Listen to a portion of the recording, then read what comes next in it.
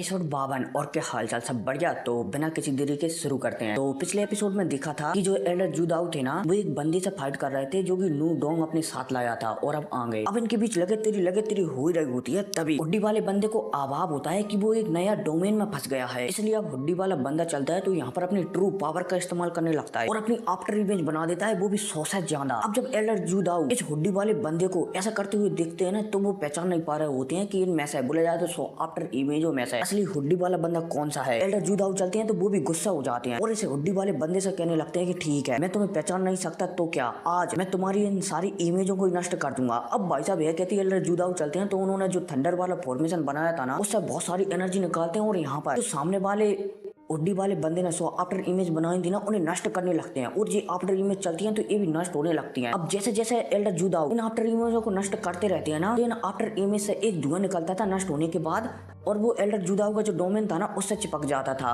और वो उस डोमेन को खाने लगता था ताकि ये हुड्डी वाले बंदा जो एल्डर जुदाऊ के डोमेन में कैद है ना, वो निकल सके। और तो और एल्डर जुदाऊ जितनी बार अपनी थंडर फॉर्मेशन से इस हुड्डी वाले बंदे के अटैक पर काउंटर अटैक करते थे ना, तो उनकी थंडर वाली फॉर्मेशन की शक्तियां भी घट जाती थी।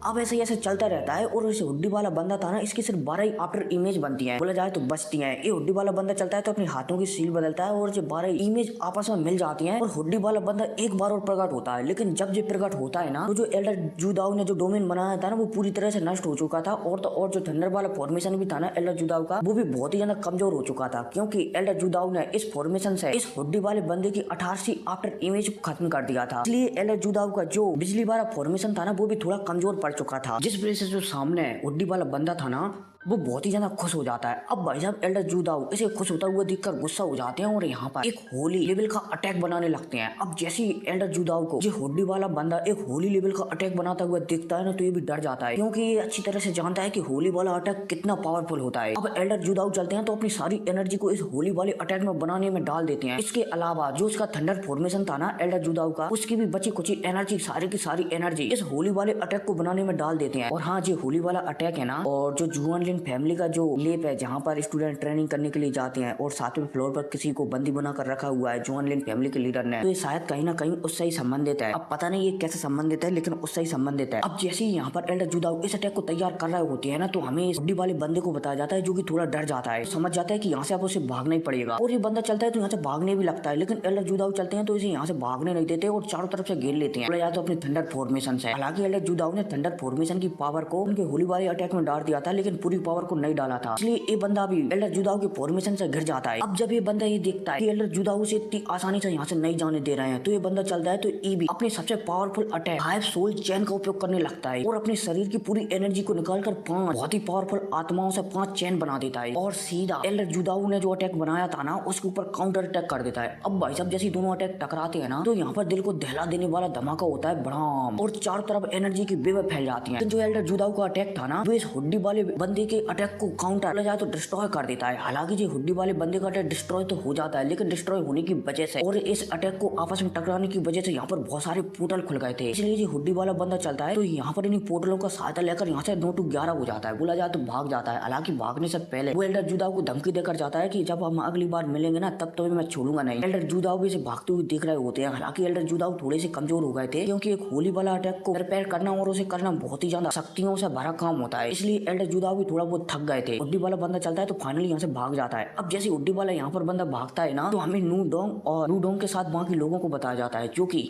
स्नेक ट्राइब के लोगों से लड़ रहे थे। नू डोंग भी समझ जाता है कि अब उसका यहाँ पर मरना पक्का है। और तो और जो स्नेक ट्राइब के लोग थे ना, वो नू डोंग पर इतना ज्यादा गुस्सा थे, नू डोंग के साथ जितने भी बंदे आए हुए थे ना, उन्हें यहीं के यहीं मार देते हैं, बोला जाए तो उनके शरीर अलग कर देते हैं। और नू डोंग था ना, भी एल्डर सिपू थे ना, एक ऐसी जगह पर भिजा देते हैं जहाँ पर नू डोंग को सिर्फ दर्द ही दर्द महसूस होगा। बोला जाए तो स्नेक ट्राइब का कोई सजा देने का कोई अलग तरीका होगा। एल्डर सिपू नू डोंग को वहाँ पर डाल देते हैं। फिलहाल के लिए तुम इसमें रहो, बाद में तुम्हारे साथ सोचूंगा कि क्या करना है। अब भाई साहब यहाँ का मामला पूरी तरह से समाप्त हो जाता है, मतलब कि नू डोंग के साथियों को सजा वगैरह देने के बाद, नू डोंग को सजा देने के बाद 3 शिफ्ट होता है और पर हमें किंग टियान और उसके साथ 8 से 10 बंदे थे ना, उनको बताया जाता है जो कि यहाँ से दूर जा रहे होते हैं, जाए तो रेगिस्तान से बाहर निकल रहे होते हैं। और तो और इन्होंने जो अपनी 60% एनर्जी है ना उसे भी हासिल कर लिया होता है। अब भाई साहब ये लोग जा ही रहे होते हैं, तभी जो किंग टियान था ना उसके सामने 3 बंदे प्रकट होते हैं। और ये 3 बंदे वही होते हैं जो एल्डर जुदाओ के पीछे लगे हुए थे। और इनमें से इन तीनों बंदों में से एक बंदा होता है बीच वाला, जिसका नाम होता है लियो कुआन। और ये तीनों बंदे सोल क्लैन के होते हैं। अब जैसे ये यहाँ पर प्रकट होते हैं ना तो हमें किंग टियान को बताया जाता है। किंग टियान चलता है तो इन तीनों से कहने लगता है कि तुम्हें तो मैंने एल्डर जुदाओ को मारने के लिए भेजा था, तो तुम यहाँ पर कैसे आ गए। यहाँ पर लियो कुआन चलता है तो कहने लगता है कि क्या बकवास है, तुझे लगता है कि मैं उस एल्डर शिपू को मार पाऊंगा। अब भाई साहब किंग टियान जब लियो कुआन को अपने से ऐसा बात करते हुए देखता है ना तो वो गुस्सा हो जाता है कि तुम मामूली के सोल क्लैन के बंदे मुझसे इस तरीके से बात करोगे। लियो कुआन चलता है तो उसे किंग टियान की बातों पर मतलब कि किंग टियान की बातों को एकदम नजरअंदाज कर देता है और एक अटैक बनाता है और सीधा किंग टियान पर कर देता है। अब किंग टियान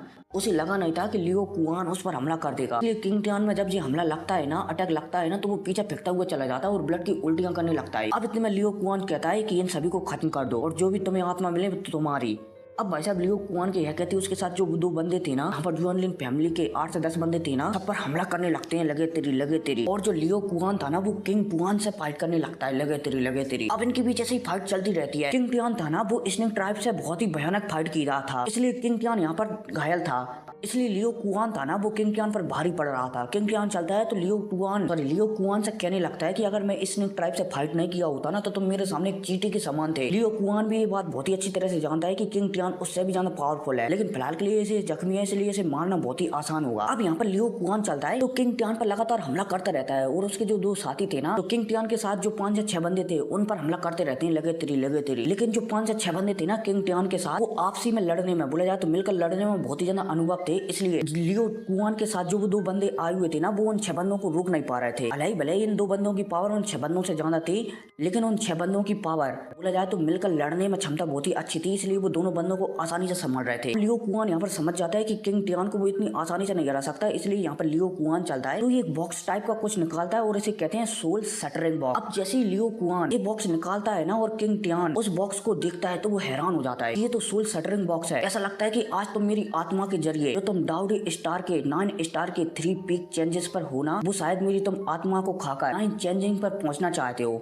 अब भाई साहब जैसे ही किंग टियान कहता है ना तो लियो कुआन हंसने लगता है और वो समझ जाता है कि किंग टियान उसके इरादों के बारे में जान चुका है। हालांकि किंग टियान लियो कुआन ने जो बॉक्स टाइप का कुछ निकाला था ना, सोल शटरिंग बॉक्स, उसे देखकर थोड़ा हैरान हो जाता है कि इससे वो भला कैसे निपटेगा, क्योंकि ये सोल शटरिंग बॉक्स है ना, ये किसी भी आत्मा को जख्मी करने में या उसे खाने में बहुत ही ज्यादा एक्सपर्ट होता है, बोले जाए तो ये एक टेक्निक है, ठीक है। अब जैसे लियो कुआन इस बॉक्स को निकालता है ना तो इसे तेजी से किंग टियान की ओर शूट कर देता है। अब जैसे किंग टियान इस बॉक्स को अपनी ओर आता हुआ देखता है ना तो उसे ऐसा महसूस होने लगता है कि जैसे मानो उसकी जो आत्मा है ना वो किसी ने कैद कर दी हो कहीं पर। उसे ऐसा लगने लगता है कि मानो ये सोल बॉक्स है ना तो उसकी आत्मा को खाना चाहता हो। अब भाई साहब किंग टियान चलता है, काउंटर अटैक इस सोल बॉक्स पर करता है, लेकिन वो जितनी भी अटैक करे इस सोल बॉक्स को वो रोक नहीं पा रहा था। किंग टियान समझ जाता है कि शायद यहाँ पर वो मरने वाला है। मैं किंग टियान का जो पोता वगैरह था ना वो यहाँ पर स्नेक ट्राइब से लड़ने के लिए लाया था।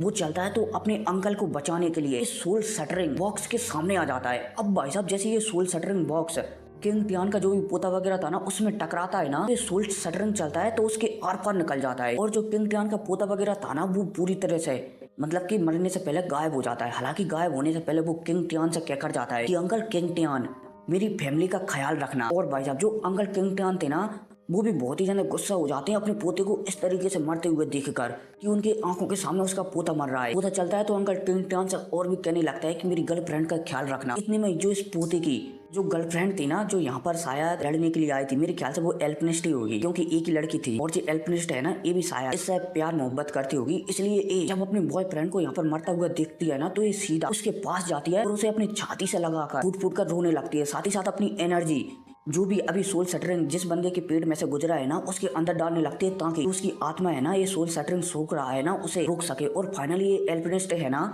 ये अपनी बहुत सारी एनर्जी अपने इस बंदे को देने के बाद इस बंदे को थोड़ा बहुत तो जिंदा रखी रहती है, बोला जाए तो थोड़ी बहुत तो आत्मा का अंश बचा ही लेती है। अब इतने में हमें किंग टियान को बताया जाता है जो कि बहुत ही ज्यादा गुस्सा हो जाता है और जो सोल शटरिंग बॉक्स था ना इसे एक ही बार इस्तेमाल किया जा सकता था, इसलिए अब किंग टियान यहाँ पर समझ जाता है कि अब लियो कुआन का यहाँ पर मरना तय है, लेकिन वो फिलहाल के लिए जख्मी है इसलिए वो लियो कुआन से नहीं लड़ सकता। इसलिए यहाँ पर किंग टियान चलता है तो एक टेक्निक का उपयोग करता है और यहाँ पर व्हाइट कलर का बोला जाए तो सिल्वर कलर का एक पोर्टल ओपन होता है और यहाँ पर किंग टियान था ना, वो अपने 8 बोला जाए तो 6 तक बंदे थे ना, सारों को लेकर सफेद कलर के पोर्टल के अंदर चला जाता है। हालांकि जाने से पहले वो लियो कुआन को धमकी देकर जाता है कि इसका हिसाब तुम्हें चुकता करना पड़ेगा। अब लियो कुआन भी कुछ नहीं कर सकता था क्योंकि जो सोल शटरिंग बॉक्स है ना, उसे एक ही बार इस्तेमाल किया जा सकता था। इसलिए अब वो भी समझ जाता है कि शायद उसका जो इरादा था ना, डाउडी लेवल की 9 स्टार के 9 चेंजिंग पर पहुंचने का, वो शायद अधूरा ही रह गया है। लेकिन इतने में अब किंग टियान चलता है तो उसके साथ जो दोनों बंदे आए हुए थे ना, उन्हें डांटने लगता है कि तुमसे वो 6 बंदे नहीं रोकेगा, इतने कमजोर। ये दोनों बंदे भी थोड़े उदास हो जाते हैं। लेकिन अब लियो कुआन चलता है तो इन दोनों बंदों पर ही हमला कर देता है। अब जब ये दोनों बंदे लियो कुआन को अपने आप पर बोला जाए तो अपने साथियों पर ही हमला करते हुए देखता है ना, ये दोनों बंदे भी जो लियो कुआन था ना, उससे नाराज हो जाते हैं और काउंटर हमला लियो कुआन पर ही कर देते हैं। अब भाई साहब यहाँ क्या होगा, अब आपको अगली वीडियो में जानने को मिलेगा कि लियो कुआन अपने दोनों साथियों को खा जाएगा या फिर दोनों साथी लियो कुआन को टपका डालेंगे। अगली वीडियो में जानने को मिलेगा। खैर कोई नहीं, अब इसके बाद हमारी जान की स्टोरी बताई जाएगी जिसमें उसे होली फ्लेम मिलेगी। तो खैर कोई नहीं, मिलते हैं अगली वीडियो में। Take care.